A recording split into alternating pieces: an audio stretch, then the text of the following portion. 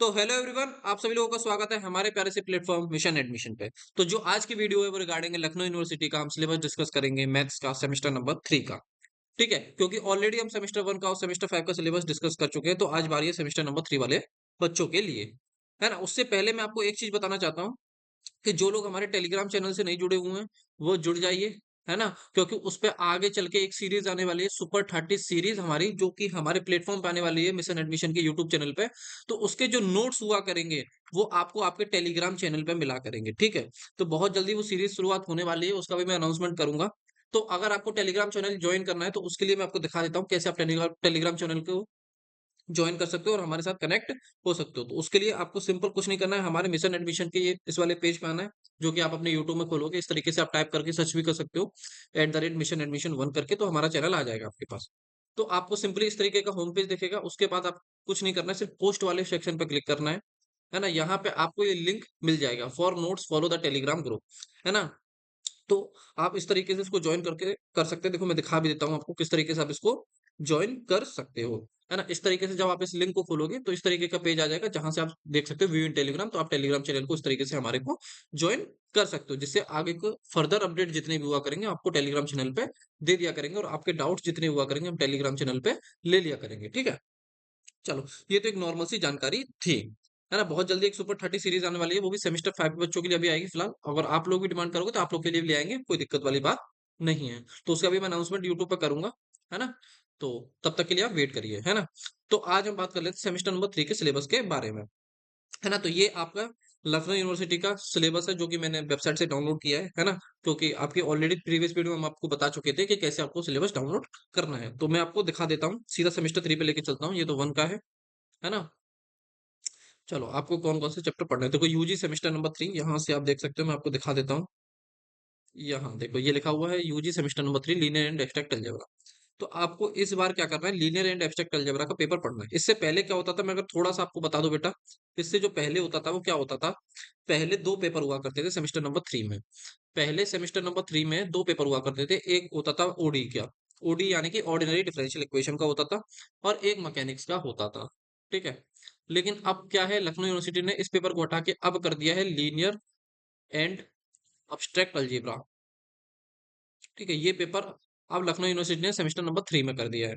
ये पहले semester number 4 में हुआ करता था। पहले कहाँ हुआ करता था, ये सेमेस्टर नंबर 4 में हुआ करता था, और ये पेपर एज इट इज आज भी यहीं पे है सेमेस्टर नंबर 3 में। ठीक है? मैकेनिक्स वाला पेपर। तो थोड़ा सा आपका बेटा सिलेबस हो गया टफ।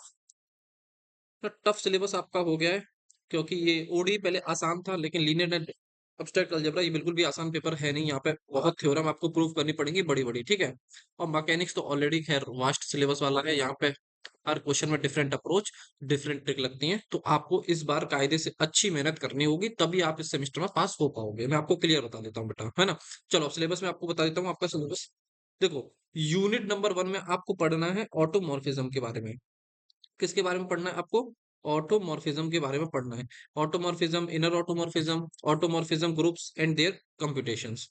फिर उसके बाद आपको पढ़ना होता है conjugacy relations, normaliser, counting principle, class equation of a finite group, centre of group, prime order, simple group, group action, one side lemma, Sylow's and its application. तो आपको अगर सिंपली मैं इसमें इंपॉर्टेंट बता दूं, थोड़ा सा अगर मैं बता दूं, तो ऑटोमॉर्फिज्म वाला चैप्टर इंपॉर्टेंट है। इसके अलावा आपको नॉर्मलाइजर पढ़ना पड़ेगा, ये इंपॉर्टेंट है। सेंटर ऑफ ग्रुप पढ़ना पड़ेगा। यहाँ पे क्लास इक्वेशन है, ये भी पढ़नी पड़ेगी आपको, बहुत इंपॉर्टेंट है ये। सिंपल ग्रुप पढ़ना पड़ेगा, साइलो थ्योरम पढ़नी पड़ेगी। यहाँ से क्वेश्चन आपके बनेंगे। ठीक है? कोई दिक्कत वाली बात नहीं, पहले एमसीक्यू में हुआ करता था तो यहीं से पेपर बनते थे, मतलब यहीं से एमसीक्यू बनते थे इन्हीं टॉपिक से। लेकिन अब थ्योरी में आ गया तो यहाँ से इनकी थ्योरम आएंगे बस प्रूव कराने के लिए। ठीक है? तो डरना नहीं है बिल्कुल भी, लेकिन पढ़ लेना अच्छे से। है ना? चलो, यूनिट 2 में जब आओगे आपको पढ़ना है आइडियल्स के बारे में, prime and maximum ideals, Euclidean ring, ये एक इंपॉर्टेंट चैप्टर है। Principal ideal ring, polynomial ring, ये भी एक इंपॉर्टेंट है। ठीक है? Polynomial over the rational field, Einstein criteria, ये भी इंपॉर्टेंट है। Polynomial rings over commutative rings, unique factorisation domain, ये भी इंपॉर्टेंट है। तो यूनिट 2 में आपको इतना पढ़ना है। ठीक है? चलो, यहाँ से यूनिट 3 में आओगे, ये इंपॉर्टेंट यूनिट है। यहाँ से क्वेश्चन मतलब अच्छा बनेगा यहाँ से। ठीक है? वेक्टर स्पेस चैप्टर होता है, सब स्पेस। ठीक है? लीनियर इंडिपेंडेंस और linear independent, basis, dimension, question space, linear transformation, direct sum, algebra of linear transformation, rank nullity theorem, and the representation and matrices, linear function, dual space, characteristic use values, Cayley Hamilton theorem, ये आपको unit 3 में पढ़ना है। Unit 4 में जब आप आओगे तो inner product space, Cauchy Schwarz inequality, orthogonal vector, orthonormal sets and basis, Bessel's inequality of finite dimension spaces, Gram Schmidt orthogonalisation process by linear and quadratic forms. अगर यूनिट 3 और 4 में अगर बेटा मैं इंपॉर्टेंट की बात करूं तो वो मैं आप लोग को भी बता देता हूं, यूनिट 3 और 4 में क्या इंपॉर्टेंट है आपका। तो बेटा यहाँ से आपको पढ़ना है वेक्टर स्पेस इंपॉर्टेंट है, यहाँ की थ्योरम आएंगी। यहाँ पे ज्यादा थ्योरम होती है, एक दो थ्योरम होती है लेकिन आती है, सब स्पेस की थ्योरम आती है। ठीक है, लीनियर इंडिपेंडेंस और डिपेंडेंस के क्वेश्चन आते हैं। ठीक है, बेसिस की थ्योरम आती है, और डायरेक्ट सम के क्वेश्चन आएंगे, लीनियर ट्रांसफॉर्मेशन के ऊपर क्वेश्चन आते हैं। और उसके अलावा इसकी क्वेश्चन थ्योरम भी होती है लीनियर ट्रांसफॉर्मेशन की, एक ये थ्योरम बहुत इंपॉर्टेंट है, रैंक नलिटी थ्योरम, बेटा इसको अच्छे से पढ़ लेना, मैं फिर बता रहा हूँ आपको। ठीक है, कैली हैमिल्टन थ्योरम ये पढ़ लेना। यहाँ पे इनर प्रोडक्ट स्पेस, ठीक है, इसके बारे में पढ़ लेना। और यहाँ पे बाइलिनियर एंड क्वाड्रेटिक फॉर्म, यहाँ से क्वेश्चन बनेगा आपका, है ना। चलो, तो बाकी आप अगर डिमांड करोगे तो कमेंट कर देना मेरे को, तो हम सुपर 30 इसके भी हम सोचेंगे, है ना, लाने के लिए। चलो, सुपर 30 में बेटा 30 इंपॉर्टेंट क्वेश्चन हम लोग कराया करेंगे, है ना, कराएंगे, जो कि एग्जाम में आने की संभावना उनकी ज्यादा है उनको। ठीक है, तो अभी फिलहाल तो 5th सेमेस्टर की आने वाली है, लेकिन आप लोग के लिए हम सोचेंगे। अब मैकेनिक्स, दूसरा पेपर आप लोग के लिए पढ़ना है मैकेनिक्स। ठीक है, मैकेनिक्स वाले बच्चों को यूनिट 1 में पढ़ना है frame of reference, work energy principle, forces in 3 dimension, पॉइजनर central axis, wrenches, nulls and plane. तो कुल मिला के यहाँ पे आपको पता है क्या पढ़ना है, यहाँ पे आपको पढ़ना है फोर्सेस इन 3 डायमेंशन नाम का एक चैप्टर होता है, वो पूरा आपको पढ़ना है यूनिट 1 के अंदर।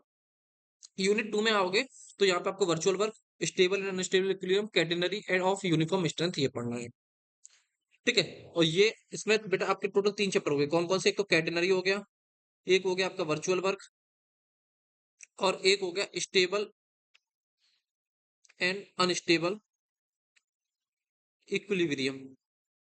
ठीक है, बेटा यहाँ से अगर तुम ये 2 यूनिट भी अच्छे से तैयार कर गए ना, ये वाली, ये यहाँ से 50% तो पेपर यहीं से आएगा, 50% पेपर यहीं से आएगा आपको, क्योंकि ये दोनों यूनिट यूनिट है, और ये टोटल मिला के 4 चैप्टर, ये अपने आप में एक चैप्टर होता है, ये पूरी यूनिट है, ये 3 चैप्टर की एक यूनिट बना रखी है इन्होंने, जिसमें कि कैटेनरी आसान है, थोड़ा वर्चुअल वर्क भी आसान है, और अनस्टेबल अनस्टेबल, ये मतलब ये तीनों जो चैप्टर है आपके आसान है।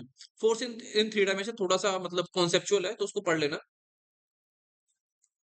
यहाँ से आपकी पॉइजनर सेंट्रल एक्सिस थ्योरम ये सब आ जाएंगे। ठीक है, इसके क्वेश्चन आते हैं।